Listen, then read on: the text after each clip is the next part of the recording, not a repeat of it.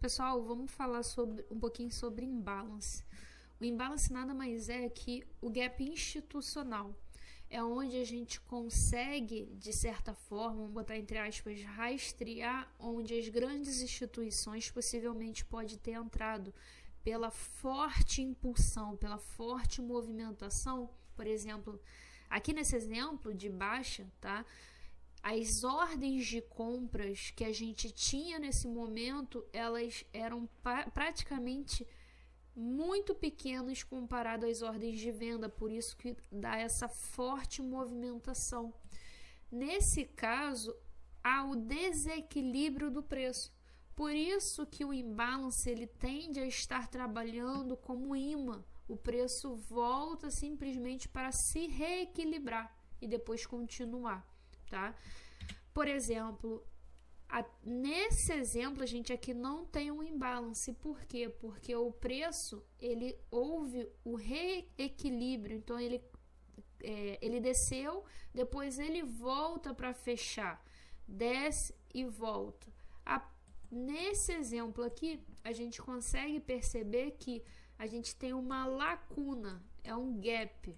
A gente chama o imbalance, o gap institucional, a gente chama de imbalance, tá? Então, o que acontece? O preço ele tende a voltar, fazer o reequilíbrio para depois prosseguir.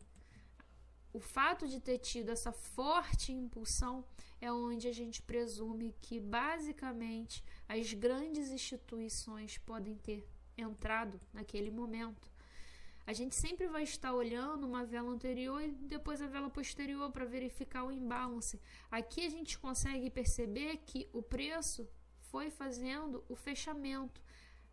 Esse preço aqui está equilibrado, ao contrário desse, onde a gente consegue perceber exatamente essas lacunas. Aqui eu não tenho um imbalance, porque nesse momento o pavio fechou essa zona aqui, tá? Aqui eu já tenho uma lacuna. Esse é meu imbalance. Então, basicamente, quando temos um imbalance, ele age como se fosse um imã. O preço tende a voltar para depois prosseguir. Agora, falando em relação à liquidez, todas as nossas zonas para a gente estar fazendo operações, elas têm que vir de uma reação de uma zona de oferta ou uma zona de demanda. Uma reação puramente no imbalance, a gente acredita que é como se fosse uma liquidez para o futuro, que basicamente ele está induzindo as pessoas a estarem vendendo para depois voltar, estopar e de fato entregar o movimento.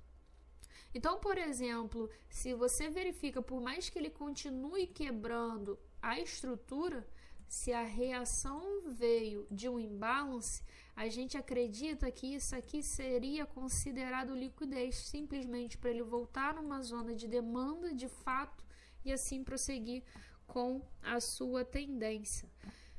Então, o imbalance simplesmente diz pra gente que aqui houve uma forte impulsão. Aqui tem muito contrato de venda. O fato de ter tido essa forte impulsão, aqui há um gap institucional, houve o desequilíbrio entre comprador e vendedor, o preço tende a voltar simplesmente para reequilibrar o preço e prosseguir, ou de fato, se ele quiser, reverter. Então, basicamente, esse é o conceito de imbalance.